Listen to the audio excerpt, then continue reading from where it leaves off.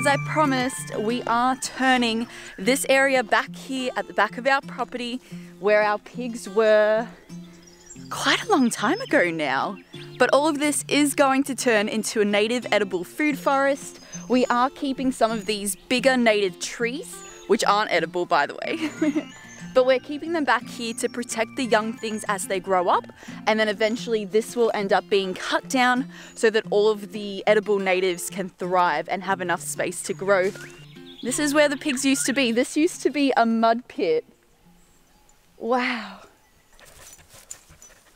It's just like a whole new place. This used to just be covered in tea tree. Covered. Wow. I'm noticing so much of this fireweed coming up.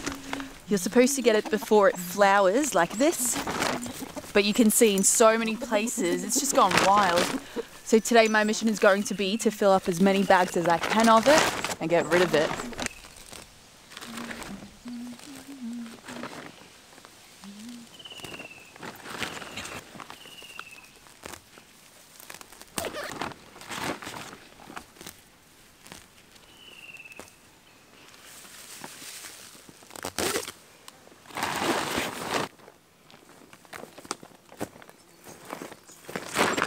Alright you guys, that is the last of it. At least in the food forest it is. We've got a massive bag full. Fireweed is one of those plants that grows really well around here, but it actually competes with a lot of the native plants here. So it's one of those things we do need to get rid of. I don't remember if it was a problem down in Victoria. If you're in Victoria and you guys are fighting fireweed as well, let me know. But I remember in Victoria it was mainly blackberry, like all along the Great Ocean Road. They would spray for it because they had to get rid of it. I've just come out to check on these guys again and it looks like they're coming in and out, which is great. Hopefully that means they're going out and foraging and getting themselves started on settling in. Of course these guys are just as busy as well. It is the first sunny day we've had in about a week. It has rained all week and it's been wonderful. Everything around the valley is so beautiful and green. The garden is thriving and is so happy, but I'm definitely glad there's a sunny day so that I can get outside and start planting my food forest. But mainly I'm just excited to get out into the garden, get busy again, because it's been a while since I've actually planted or tended to any of my plants. Yesterday I spent the rainy day mapping out my food forest and where all of these plants are going to go. You want to go outside? Great manners. Wait.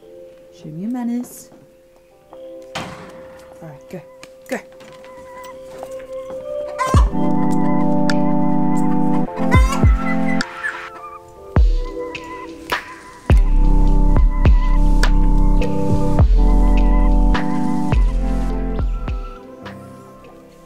My sweet pea, I'm starting to let it go to seed. So I've just kind of left it. I've picked lots already. And what's going to happen is these pods are just going to get huge and swelled up like this one. And then that'll eventually dry out and I'll be able to save the seed for next season because this grew really, really well. There is a lot here though. Probably could have done one more little harvest.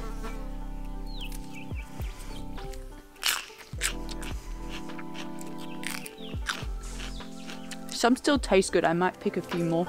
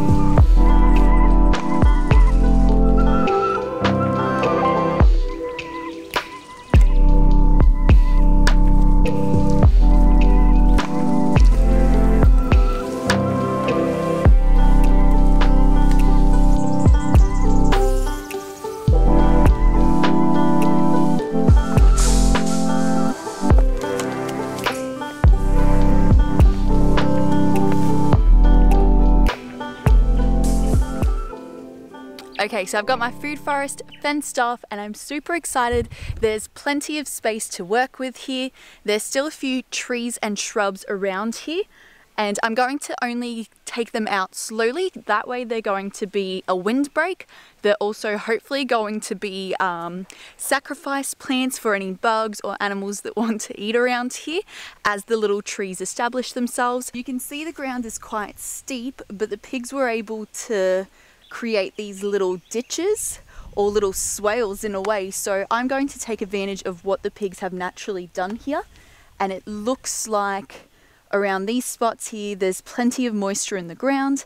I can plant my trees there and then my shrubs around and just go with what they've done. This is a lot more dense with shrubs and different plants as well. So I'll probably be thinning some of this stuff out, but I'll strategically do it as I need to. It doesn't look like much at the moment, but stick with me and we're going to turn this whole area from a forest that's kind of been taken over by tea tree and other kinds of plants that we don't really benefit from other than aesthetically, but we're going to turn this into a thriving, edible native food forest, which not only will do really well in our climate, will be frost tolerant, drought tolerant, and will grow really, really quickly and well because it's adapted to this environment. Yeah, and turn plants that are just aesthetic into something that can be aesthetic, ornamental, but also really useful in the kitchen. So I'm going to use the map that I drew out. I did put in a pathway, but my pathway is going to have to shift to a different place because there are trees exactly where I wanted the path to be, which is completely fine. The pathway is not the important thing. The important thing is where the swales are and the berms, because that's where the water is going to be captured over time, and that's where we want our trees planted. The hills are also important because that's where we want ground cover that's going to keep the ground in place, and then everything else is free choice.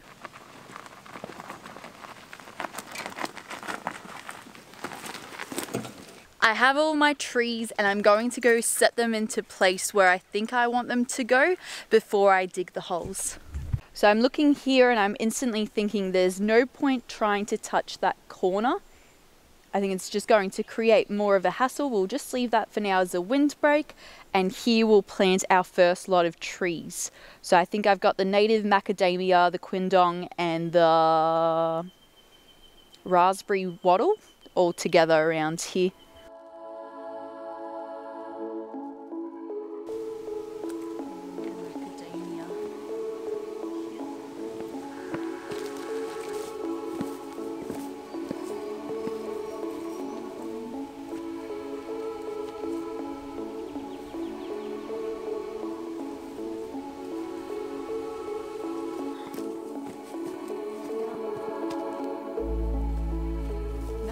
It's coming together.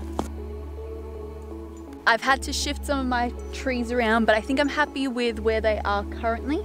Now what I need to do is make sure that there is a swale.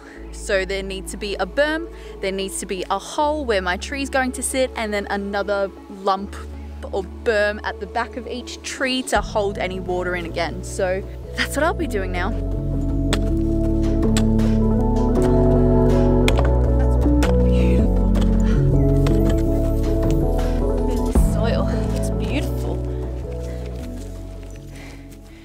All that matters is this, the first tree.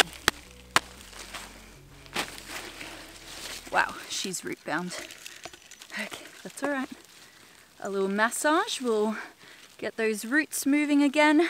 This just shows that this has probably been in the shop for a long time because we're all feeling too nervous to have a go at native plants, and we don't need to be.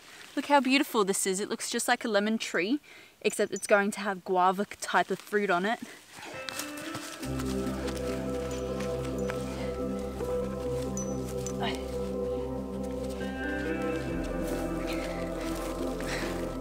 Are you helping? There's even worms in here. The soil is incredibly beautiful. First tree done. Whew. Native guava.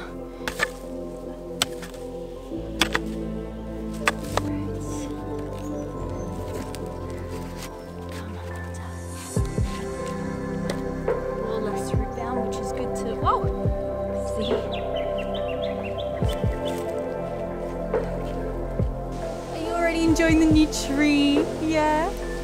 Native gardenia can be next because it's already pretty much done. Yeah.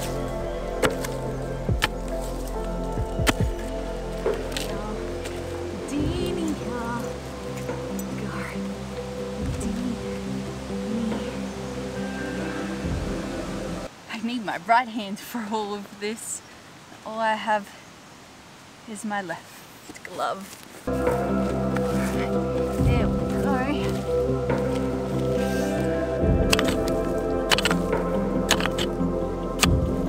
Native sun pine, which is Illawarra.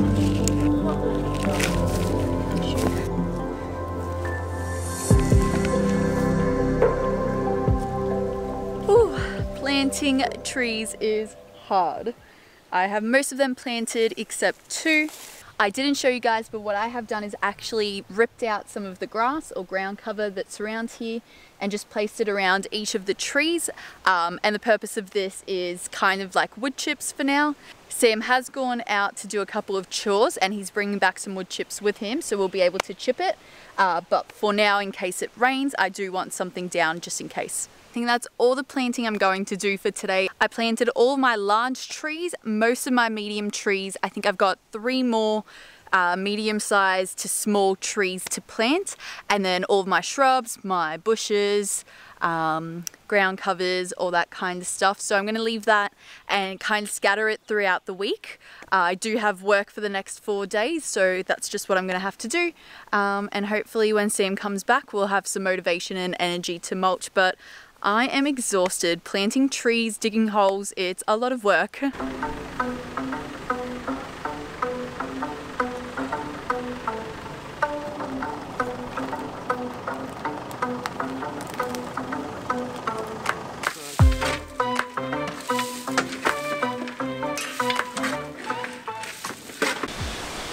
got some wood chips. Look at all those beautifully wood chip trees. Gorgeous. It's good to have a motivated man helping out.